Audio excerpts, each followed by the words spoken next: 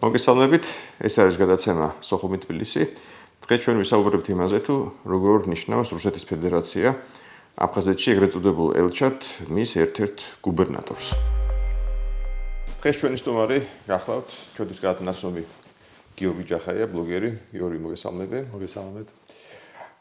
სანამ დავიწყოთ გადაცემას, ყველა შევახსენებ, რომ სოხუმი თბილისი წარმოადგენს აფხაზეთის საინფორმაციო ანალიტიკური ცენტრის პროექტს. გამარჯობა კიდევ ერთხელ. მოგესალმებით.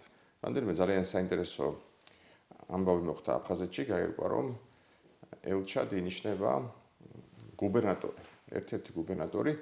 ახლა ეს საინტერესო არის იმითაც, რომ აქამდე ეგრეთ წოდებული ელჩის მოვლენობას ასრულებდა პროფესიონალი დიპლომატი, ვინმე შურგალინი, რომელსაც, ჩვეულებრივი დიპლომატიური განათლება და სკოლა ქონდა გავლილი, კარიერაც დიპლომატიური.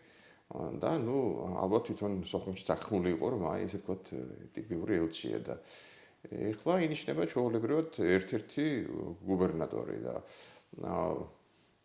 ეჭვმა ეხლა აფხაზური მხარე მთავრობა როგორც აგრიმას მისცემს ალბათ მაინც ხო? აგრიმას არ დაამადლის ალბათ, უფლებას მისცემს ელჩობის. და ეს საინტერესოა ახლა ამ ხელ რუსეთში ერთი პროფესიონალი დიპლომატი ვერ შეირჩა, რომ კიდევ დიპლომატი გაეგზავნათ იქ ეგრეთ წოდებულ ელჩად.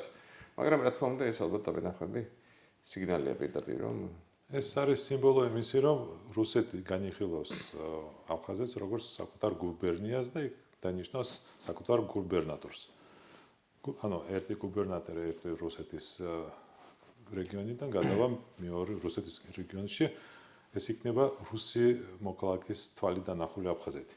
ანუ ეს გუბერნატორი ცნობილია, ის იყო ბელგოროდის ოლქის გუბერნატორი, ის ბელგოროდის ოლქი არის ბუფერული ზონა უკრაინას და რუსეთს შორის და სულ საბრძოლო მოქმედებები ხდება, დაბომბებია და სულ ჩანს ეკრანზე ვიდეოებს იწერს, ცნობილი პიროვნება ვიდეოებს იწერს, როგორ დაიბომბა ბელგოროდი და ამ ადამიანს რო ნახავენ ეგრეთ წოდებული ელჩის მომავლობის შესრულებლად აფხაზეთში, რუსი მოქალაქე მიხვდება, რომ ეს არის რუსეთის ტერიტორია და თან მთელი რუსეთი იცნობს სახეზე, ხო? ძალიან კარგად იცნობს. ან დაბომბების ფონზე, ან შეიძლება ესეც არის მიზანი. და თან თვითონ აფხაზებს დაანახეს, რომ ეს იქნება თქვენი გუბერნატორი აქ. მაგრამ თვითონ გლატკოვის მიმართ ეს არის დაქვეითება, იმიტომ რომ ის იყო ხელმძღვანელი ამ რეგიონის, ოლქის ხელმძღვანელი და ეხლა პრინციპში ისეთი თანამდებობა, რომელიც არაფერს არ წყვეტს საერთოდ ქვეყანაში. მაგრამ ამ შემთხვევაში ის იქნება როგორც რიჩაგი თვითონ აფხაზეთში ბერკეტი იქნება აფხაზეთში რუსი მოქმედებების ადგილზე. ანუ მისი ხელით რუსეთი მართავს აფხაზეთს ძალიან სერიოზულად. ხო, თან გასაგებია, ჩვეულებრივი, ესე ვთქვათ, ადმინისტრაციული გამოცდილება აქვს ტიპიური რუსი გუბერნატორის და ერთ-ერთი მოხდება, ალბათ შეეცდება ყოველ შემთხვევაში მოხდინოს ერთ-ერთი კოპირება ამ სულ ადმინისტრაციული სისტემის, რაც არის სოხუმში. წინა ელჩის მუშაობის დროს აფხაზეთში იყო შექმნილი რუხი სამთავრობო სტრუქტურები, რომელიც მოქმედებდნენ თვითონ საელჩოს ტერიტორიაზე და მოსკოვის სახლის ტერიტორიაზე. ისინი იყვნენ პარალელური სტრუქტურები, რომელიც მუშაობდნენ აფხაზეთის ეკონომიკაში, კულტურაზე, სამართალ დამცავებთან, ანუ იმ ფუნქციას ასრულებდნენ, რომელიც ასრულებდნენ აფხაზეთის ეგრეთ წოდებული სამინისტროები. და ეხმარებოდნენ მათ. ეს არიან ალბათ მრჩევლის სტატუსით მილიონებული, ალბათ ძირითადად უშიშროების FSB-ს ოფიცრები, რომლებიც აკონტროლებენ რეალურად აფხაზეთში ადგილობრივ უწყებებს. არა მხოლოდ FSB-ს თანამშრომლები, ეკონომისტები, სხვადასხვა სფეროს წარმომადგენლები. ანუ ისინი იყვნენ პარალელური მთავრობა აფხაზეთის. ანუ იყო აფხაზეთის ეგრეთ წოდებული მთავრობა და იყო რუხი მთავრობა, რომელიც მოქმედებდა აფხაზეთის რუსეთის საელჩოში აფხაზეთში.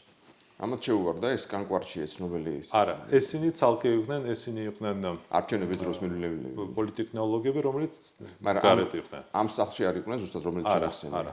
საუწყებაში იყო შევარდა. მოსკოვის შენობაში, მოსკოვის სახლის შენობაში კანკვარჩია ვერ შევარდებოდა. იქ ისეთი დაცვა არის და ანუ მან მიაკვლიე რაღაც სხვა სახლს, რაც კონსპირაციულ ბინას, სადაც იმყოფებოდნენ მივლენილი არჩევნების დროს ესე ვთქვათ სპეციალისტები, PR ტექნოლოგები და პოლიტოლოგები, რომლებიც არჩევნებზე ახდენდნენ გამბადას, ხო და ამიტომაც მოხდა ეს ამბა სკანდალი ცნობილია რა. და ამას მოყვა ის, რომ ეხლა ეს კანკვარჩია იძებნება რუსეთში, მაგაზე გახსნილი არის საქმე, რუსეთში სოჩის სასამართლომ ძებნაში გაუშვა ეს პიროვნება და ასე იდევნება აფხაზეთის ოპოზიცია რუსეთში. ეს საინტერესოა, ანუ სოჩის სასამართლომ ანუ განიხილება აფხაზეთი როგორც სოჩის სასამართლოს ესე ვთქვათ ტერიტორია, ოლქი, ხო, ესე გამოდის, არა? კი ბატონო.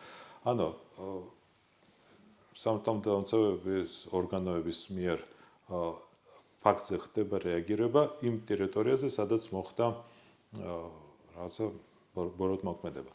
ამ შემთხვევაში აფხაზეთის სასამართლოს უნდა გაიხსნა საქმე არჩევის წინააღმდეგ.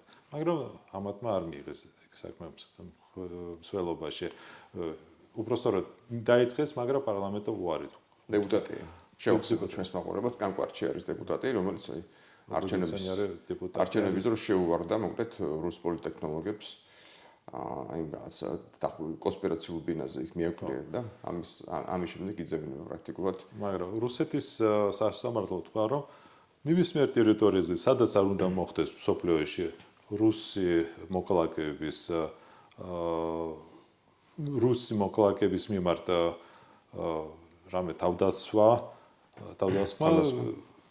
ეს განიხილება რუსეთის სასამართლოს მიერ და რუსეთის სამართალო სისტემა იმუშავებს მაგას წინააღმდეგ. ასე რომ თუ ვინმეს რამე ჩანთავს მოუპარავენ რუსეთის მოქალაქეს მთელი რუსეთის FSB შეიძლება დაიწყონ გამოძიება ამ ანუ ლიტვაში თუ მოხდება რაღაც მოპარე ჩანთა რუსს კალინინგრადის სასამართლოს. კი ბატონო. გადაწყვეტს ამას. და რუსეთის კანონის მიხედვით საერთოდ სადაც იდევნებიან რუსი მოქალაქეების სასამართლოს მიერ, იქ შეიძლება შეიყვანონ ჯარები საერთოდ. ასე რომ ესეთი მეზობელი ყავს სამწუხაროდ.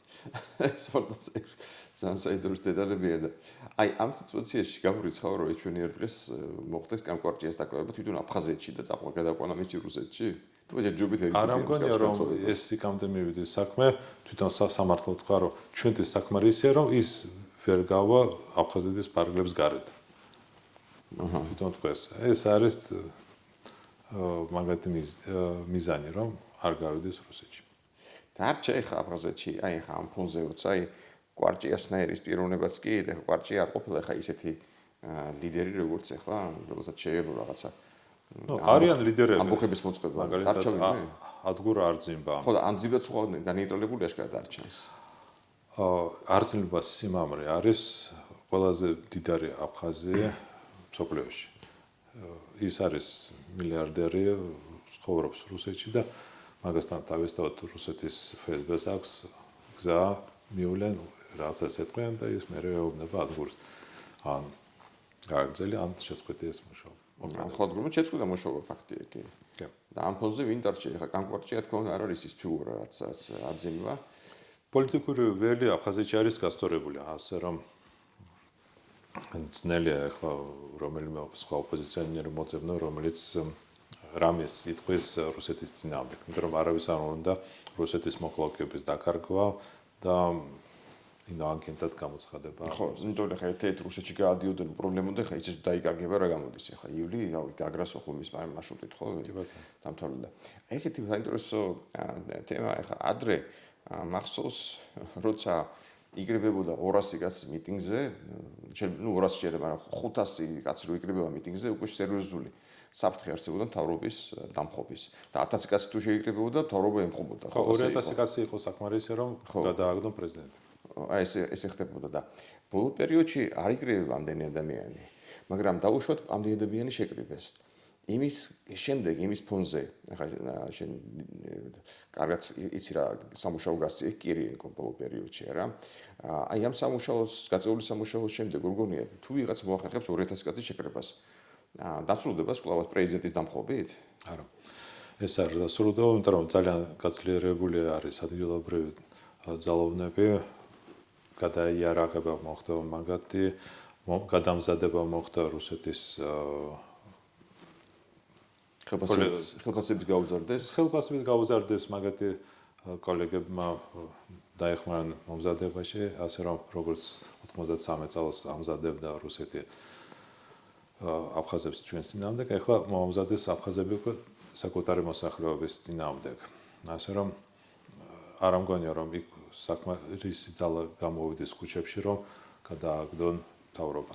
თან იქ როგორ არის გაატამარეს ოპოზიციონერება ანტირუსულ ადამიანებთან, ანუ შენ თუ გამოდიხარ და აკრიტიკებ ხელისუფლებას, ეს შენ აკრიტიკებ რუსეთს და რუსეთი მერე გიბრაზდება და გართმევს პასპორტს. აი ესეთი თოლების ნიშანი არის გაყვანილი ხელისუფლებას. აი ნახევარი წელია დაახლოებით. გუმბადან მოყოლებული შეიძლება ითქვას.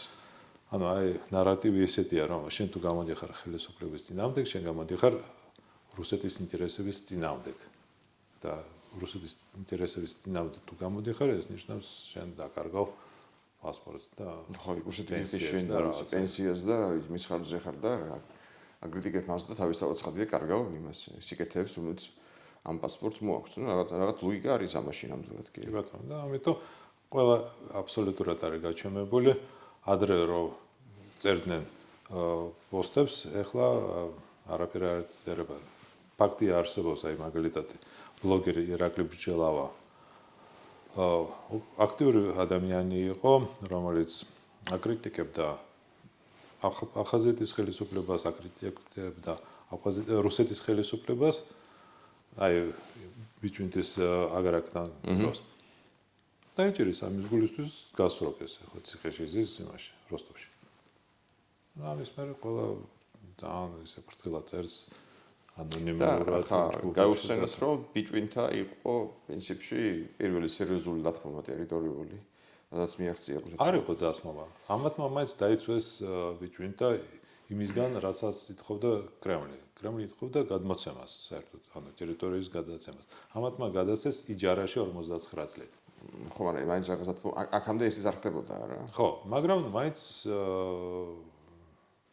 ასე თუ ისე დაიცვეს. 49 წლის მერე იქ საერთოდ იარსებენ ძალიან მძიმე რაღაცას კი ვამბობ, მაგრამ აფხაზიერი რომელიც ასე აგრძელა, თუ ასე გააგრძელებს ანტებით. ხო, ნუ ეხლა დღესდღეობით აფხაზური ენა იკარგება, ნუ და ითქოს პირდაპირ. ახალგაზრდები ერთმანეთში არ ლაპარაკობენ აფხაზურად. ანუ დარჩება წინამდებობის გამწევი 49 წლის მერე მაგას ვამბობ. ალბათ კი, იმიტომ რომ ეს ახალგაზრდები კი შეიძლება რუსულად გააგრძელონ საუბარი, მაგრამ მაგათთვის აფხაზეთის დამოუკიდებლობა არის აქსიომა, რომელსაც ისინი სხვანაირად არ აღიქვავენ და არ უნდა. ამიტომ რუსეთი ცდილობს, რომ აი ახალგაზრდების გადაყვანას რუსეთში, იქ ასწავლიან twinებს ურეცხავენ და მერე ისინი ბრუნდებიან უკვე პრორუსულად განწყობილი. ხო და მაინც გაქვს იმედი 40 წლის შემდეგ დარჩება იქ. მაგრამ ნუ ეხლა ყველა ესე არ არის ეხლა. ყველა სხვა არ წაიყვან რუსეთში სასწავლებლად. სულ არ დარჩება. ასე. თუ გამო 2000 კაცი თუნდაც 5000 შეიძლება ეფეს ვერ მოხერხებინა ალბათ როგორც შენ თქვი უკვე. ხო, მაგრამ ამ შემთხვევაში აი ის ბოლო გადატრიალება რომ მოხდა ბჟანიას წინააღმდეგ. შენ როგორ აქციეს კი ბატონო. 2000 კაცი შეიძლება არ შეიკრიბოს, მაგრამ თავარი იმ დროს იყო, რომ იმ დროს თავარი ძალა იყო რუსაბჟანი გააქციეს. ხო, რუსაბჟანი გააქციეს, ახრა ავიცბას დაჯგუფება, რომელიც შეიარაღებული ნაუმარი იყო, მეომრები ჩავიდნენ და გააგდეს ბჟანია. დღეს ესეთი პირი ჩანს, რომ მთელი ძალოვანი სტრუქტურები და ყველა ესეთი ხალხი არის შეკრებილი რუსეთის მხარეს. კი არიან ოპოზიციონერად გაწყობილი ხალხი, მაგრამ არ არიან რამეში გაერთიანებული. რამე ესეთი პარტია, რომელიც აქტიურად გამოდის ხელისუფლების წინააღმდეგ, არ არის. და ნუ მოდი ერთიც ვთქვათ, ეხლა ჟანია რაღაცას იცავდა. ასე თუ ისე არ იყო გუმბასნაირი, ესე ვთქვათ, მორჩილებაში, კრემლის მორჩილებაში, ხო ესე? კი ბატონო. გუმბას აქვს თავისი პრობლემა. ის თითქმის არაფერს არ წარმოადგენდა მანამდე, როცა რუსეთმა მასზე ფსონი დასვა და უცებ გავარდა და აქედან მხრიდან ოპოზიცია რო აკრიტიკებდა, იქიდან რუსეთი იძახდა, რა კარგი ხარ, როგორ გვეხმარები. ფსიქოლოგიურად ჩანს, რომ ის უფრო იმისკენ ისრაფის რუსებისკენ, რომელიც პირიქით ეუბნებიან, რომ რა კარგად გვეხმარები, რა კარგი ხარ, რამდენი რამ გააკეთე და არ უნდა რომ მოისმინოს ხალხის ხმა, რომელიც აკრიტიკებს. ამიტომ იქითკენ მიდის. სამწუხაროდ ის არის ძელარი ამ სიტუაციის და იქიდან გამოგცევის შანსი არ არის. დასვა პრეზიდენტად, ეგრეთ წოდებულ პრეზიდენტად უაცრავად, რა თქმა უნდა, მისი მძეველია. და მაინც იმედი გაქვს, რომ 40 წლის მერე დარჩება ვინმე გააპროტესტებს. რა გინახოთ? ნუ გაიზარდა ახალი თაობა და ვნახოთ. საინტერესოა. ეს ახალი თაობა, რომელიც, ასე გებია, რომ იზრდება რუსულად და როგორც ვთქვით, სტიპენდიები რიგდება რუსეთის სასწავლებლებში და ხდება იქ მათი, გაწოვა ჩვეულებრივად. არის რამე ბოლოსკენ არ მინდა კითხო, რომ მოხდეს რაღაცნაირად გაიხსნას აფხაზეთი, ესე ვთქვათ, საქართველოს გავლით. საქართველოსთვის ევროპისთვის ასე შემდეგში აღარ მოხდება გაწოვა რუსეთის მიერ თუ შემოვა ჩვენთან შეტავლენ ევროპაში. არა, გზა რო გაიხსნას, ეხლა გახსნილია. ანუ აფხაზებისთვის საქართველო არის გახსნილი. ჩოლებრო შემოდიან აქ, როგორც გაგრაში სოხუმიდან წავა, ისე ზუგდიდში ჩამოდიან. არაფერი პრობლემა არ აქვს ამისთვის. ჩამოდიან უპრობლემოდ. ჩვენ გვაქვს პრობლემა, იქ ვერ მივდივარ და რომც გაიხსნას რამე ეს დერეპანი გაიხსნას სატრანზიტო, ჩვენ იქ არავინ არ შეგვიშვებს. იქ კი ბატონო. ასე რომ ეს არ არის გამოსავალი ამ პრობლემის. პრობლემა არის, რომ ჩვენ იქ ვერ მივდივართ. ვერავინ ვერ მიდის, ვერც ერთი იქ დაბადებული ქართველი ჩვეულებრივად იქ ვერ ჩადის. იქ ნაცნობები, ნათესავები თუ ყავს, ერთეულები დადიან, მაგრამ მასიურად იქ ვერანაირ ვერ წავა. თვითონ რუსეთი ისეთ რამეს აკეთებს ახლა მაგალითად ბოლო დროს ძალიან ხშირად ისმის, რომ რუსული ტურისტული კომპანიები ახდენენ დემპინგს იქ დასვენებაზე. აი მაგალითად შარშანს იგივე პრობლემა იყო. ანუ რუსულმა კომპანიებმა აშენეს იქ ტურისტული ობიექტები აღმოსავლეთ აფხაზეთში დამოიშტან და კიდე აიღეს იჯარაში სასტუმროები და ძალიან დაბალ პასს აძლევენ რუსეთის ტურისტების ბიზნესმენები. გააგდონ ბაზრიდან, რომ იქ არავინ არ დაიწყონ, არ გააგრძელონ ტურისტულ საქმიანობას.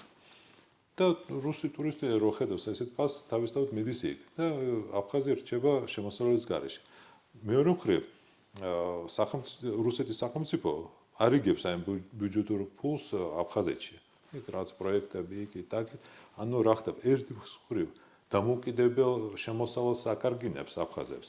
მეორე მხრივ იძახის აგერ გაძლევ ფულს ბიუჯეტიდან. აიღე. და დამოუკიდებელი ხდებიან ისინი ამ ფულზე. ასე რომ ეს ისეთი სქემა რომ დააჯინონ აი ამ ბიუჯეტურ ფულზე. ძალიან წართვან ბიზნესი და დასვან უბრალოდ რაღაცა ესე ვთქვათ დოტაციებზე. დოტაციებზე, გასაგებია.